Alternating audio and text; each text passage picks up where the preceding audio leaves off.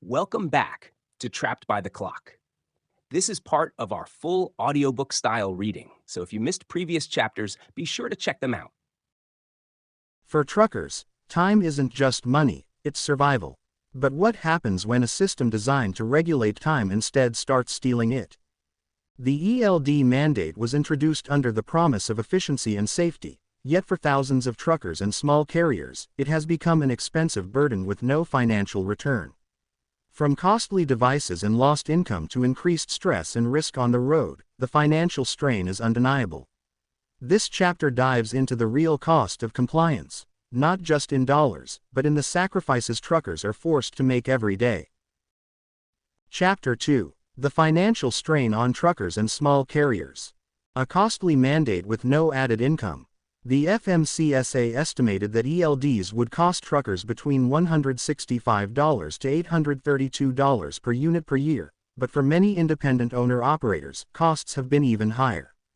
Many truckers had to purchase expensive devices, only to experience software malfunctions. Many E.L.Ds have been plagued with glitches and system failures, leaving drivers unable to log their hours properly.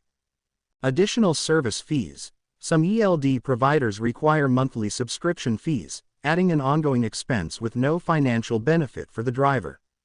For small trucking businesses and independent owner-operators, this is an added burden on an industry that already operates on tight margins. Loss of income due to inflexibility. Many drivers have reported that E.L.Ds have significantly reduced their earnings because of wasted time. Before E.L.Ds, a trucker could plan their hours in a way that maximized their efficiency. Now, the hard stop on driving hours means a driver might be forced to stop just minutes away from their destination, delaying deliveries. If their 14-hour workday is up, they must stop, even if they've only been actively driving for 8 hours. The rigid scheduling reduces their ability to pick up extra loads, cutting into overall earnings. Instead of improving productivity, E.L.Ds have made it harder for truckers to make a living, with many reporting thousands of dollars in lost income per year. Increased pressure on drivers. More stress, more risk. Rushing to beat the clock. With a countdown timer constantly running, many truckers feel pressured to drive faster, take fewer breaks, and push themselves to the limit before their time runs out. This has led to more speeding violations. Truckers are often rushing to finish their shifts, leading to more aggressive driving. Fatigue-related risks. Instead of pulling over to take a quick power nap, drivers feel they can't afford to stop, which increases the risk of fatigue-related accidents. In many ways, E.L.Ds have increased stress and pressure on drivers, making trucking less safe instead of more safe. Parking shortages. A growing crisis.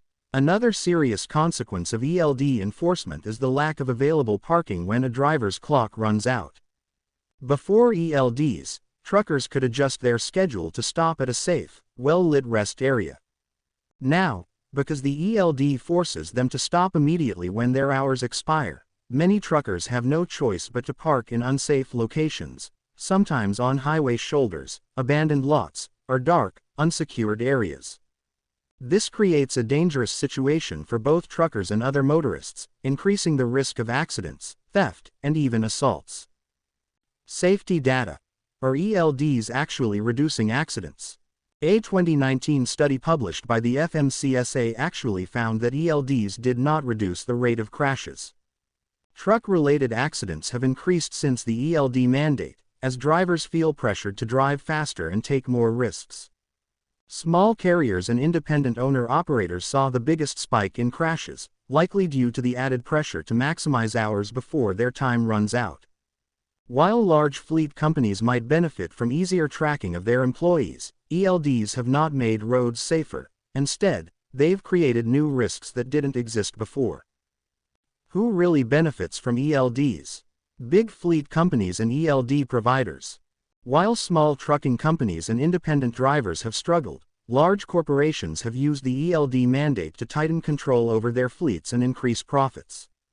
Many large companies already had automated tracking systems in place, so the transition was easier for them. The E.L.D. industry itself has benefited, with trucking companies forced to buy devices and pay for ongoing subscriptions. Some major trucking companies lobbied for the E.L.D. mandate, knowing that it would hurt small competitors while making compliance easier for themselves. Essentially, the real winners of the E.L.D. mandate are not the truckers or even the public, but big businesses and E.L.D. manufacturers who profit from the mandate. The bottom line: a system that's failing truckers. The E.L.D. mandate was supposed to make the trucking industry safer and more efficient, but the reality has been the opposite. Truckers now face more stress and financial strain, rigid rules that don't account for real-world conditions, increased pressure to rush deliveries, dangerous parking situations, no real improvement in road safety. As trucking continues to be the backbone of the U.S. economy, it's time to rethink the E.L.D. mandate and find solutions that work for drivers, not against them. Despite all these challenges, the government insists that E.L.Ds make trucking safer and more efficient. But have these devices truly achieved their intended purpose? Are they enforcing safety, or simply forcing truckers into impossible situations? In the next chapter, we'll break down exactly how E.L.Ds function, why they were implemented, and whether they're delivering on their promise, or just making life harder for the people who keep America moving. Let's take a deeper look at the system that's shaping the future of trucking.